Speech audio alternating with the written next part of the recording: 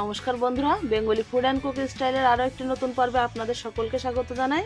বন্ধুরা, এখানে দেখুন আমি নতুন আলু নিয়েছি।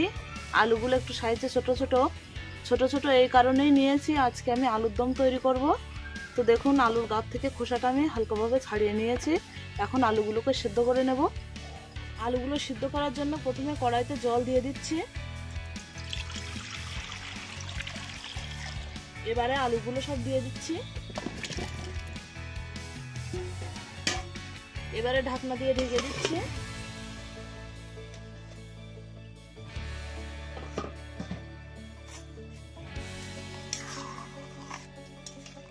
এখানে দেখুন আলুগুলো খুব ভালোভাবে সিদ্ধ হয়ে গেছে।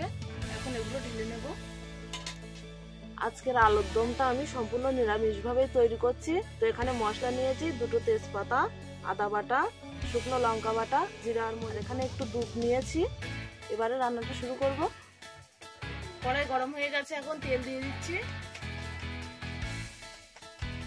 কড়াইয়ে তেল গরম হয়ে গেছে, দিয়ে দিচ্ছি গোটা জিরে, তেজপাতা,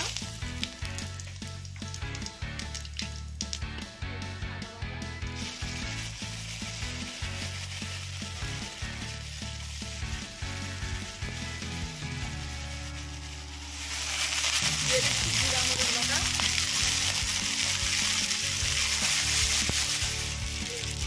অল্প একটু জল দিয়ে দিচ্ছি মশলা পাত্রটা দিয়ে।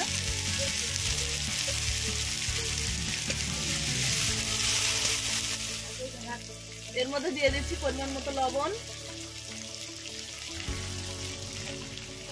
হলুদ,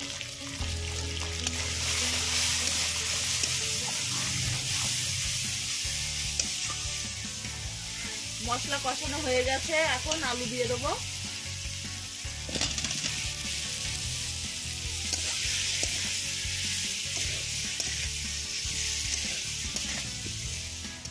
মশলার সাথে আলুটাকে খুব ভালো করে কষিয়ে নেব।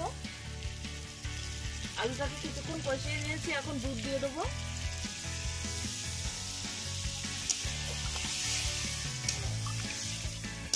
দুধ দিয়ে বেশ সময় নিয়ে একটু কষিয়ে নিতে হবে।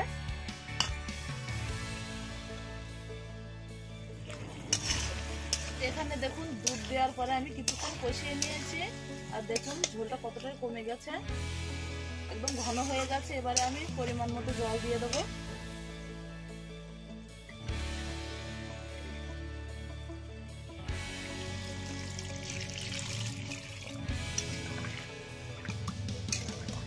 পরিমাণ মতো জল দিয়ে নিয়েছি,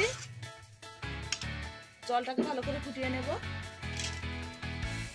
এখানে তরকারিটা দেখুন ফুটে গেছে। এইভাবে আমি 4 থেকে 5 মিনিট ভালো করে ফুটিয়ে নেব। তরকারিটা আমি 5-6 মিনিট খুব ভালো করে ফুটিয়ে নিয়েছি। রান্নাটা কিন্তু হয়ে গেছে। এখন দিয়ে দেবো গরম মশলার গুঁড়ো,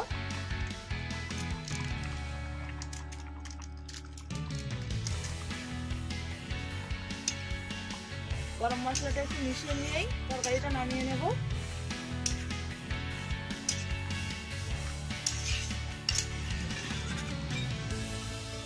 বন্ধুরা দেখুন, গরম গরম আলুর দম আমার তৈরি হয়ে গেছে, নামিয়ে নিয়েছি। আর কালারটা দেখুন কতটা সুন্দর হয়েছে। বন্ধুরা, আজকে এই নতুন আলু দিয়ে আলুর দমের রেসিপিটা আপনাদের কেমন লাগলো অবশ্যই কমেন্ট করে জানাবেন। আর যদি রান্নাটি ভালো লাগে অবশ্যই চ্যানেলটি সাবস্ক্রাইব করে পাশে থাকবেন। নমস্কার।